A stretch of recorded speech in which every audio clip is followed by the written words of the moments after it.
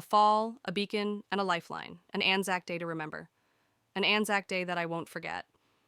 After the dawn service in Dunedin, I drove to Waikaya, then onto Piano Flat, towing a quad bike. Once my mates arrived, we set off up the hill on our bikes. The four-wheel drive track was rough, full of deep ruts that made it hard to navigate. As we climbed, a steep section proved my undoing. One rock and a divot flipped my bike, throwing both it and me 15 meters into a manuka bush, thankfully. Once I caught my breath, I did a self-assessment.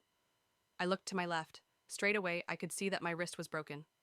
At this time, one of the guys got down to me and moved branches out of the way so that I could get out from under the bike.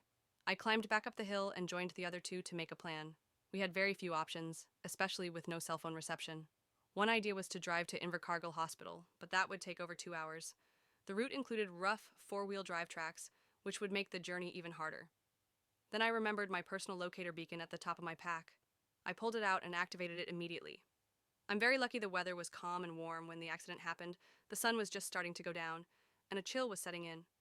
I put an emergency blanket from my first aid kit on, as I was also starting to go into shock. The rescue helicopter was on the ground 55 minutes after activating my PLB, and paramedics were treating me.